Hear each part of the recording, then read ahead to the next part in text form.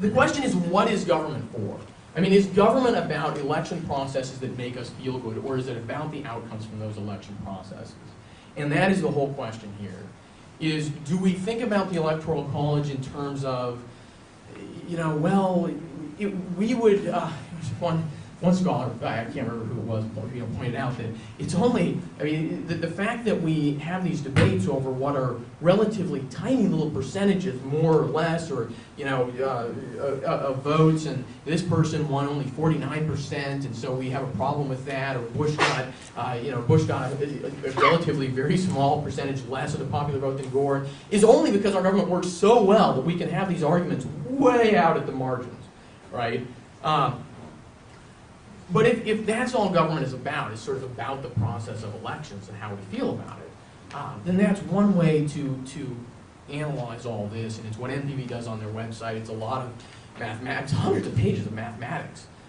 There's nothing really about politics in the classical sense. Go back and read the Federalist Papers, which I spent a good part of last year writing about. And the mode of analysis of the founders was, let's be practical, right? James Madison, when he ran for re-election the first time to the Virginia House of Delegates, thought we have this new virtuous republic. I can just sort of run on theory, run on good feelings, and not buy liquor for the electors, which was the practical way of running elections in Virginia. And he lost to a tavern keeper. The founders were largely practical people. They make fun in the Federalists of theoretical politics. They say, let's come up with something that actually works, that protects minority rights, that protects individual rights, that provides the stability that's essential to liberty. You can't have liberty and prosperity if you do not have stability, right? I mean, I think we all understand that. You look around the world, and that has to be true. And the Electoral College provides very well for our stability. It is that keel of the sailboat. One of the best things, frankly, about the Electoral College is the phenomenon of swing states. This is interesting. NPV says this is an argument against the Electoral College. Think about what a swing state is. It's a state that is essentially perfectly evenly divided between people who want one candidate and people who want the other candidate. And every 4 years, our national politics from the top down is recalibrated to the middle. Candidates look around and they say, it does me no good to go campaign in the most radical states on either side. It does me the most good. I'm forced by the Electoral College to go campaign in the most moderate, the most evenly balanced states, wherever they are around the country. They change all the time. It's not something that's fixed. Something that's always moving. And it recalibrates. It's not just about those campaigns. Our national political parties and everything that flows downhill from that is recalibrated toward the center every 4 years by the Electoral College, by swing states. Everybody gets to vote, but if your state Washington State is perfectly happy with Obama, if most of the voters here clearly want Obama to be the guy, then Obama has no interest in coming here, right? He has an interest in going somewhere where less people think he's the guy, and he's got to convince people of that, right? That's a good thing. I think it's a good thing.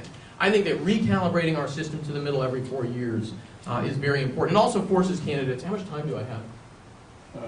4 minutes. Okay, it also forces candidates to build national coalitions. I have a little PowerPoint called What Grover Learned at the Electoral College. Grover Cleveland was the first Democrat elected after the Civil War in 1878. And Grover Cleveland, in 1884. And Grover Cleveland, he just managed to cobble together this coalition, right? They were strategic, and the Democrats were strategic in who they ran. They ran candidates who were from northern states and who could pull some of those states into the coalition. And so Grover Cleveland was the first Democrat elected after the Civil War. He came back for re-election in 1888. His coalition had diminished a little bit. He won the popular vote because he got 70–80% in a few of these deep South states, right? So he won the popular vote, but he lost the Electoral College.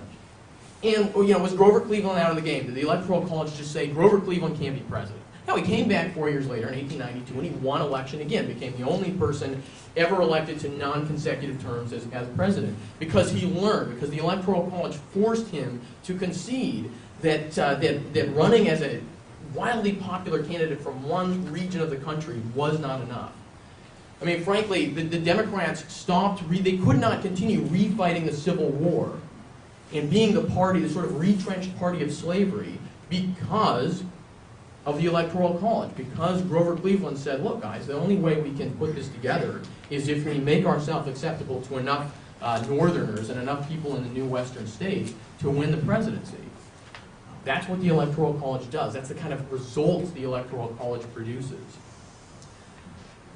It also provides, as I said, we had the NAACP Reno chapter on our side when we went down to Nevada and talked about this. And their reason was not simply that they didn't like NPV, it was that they liked the Electoral College. They believe, and I agree, that the Electoral College tends to support minority voices in the process. It tends to support, very strongly, I think, minority rights.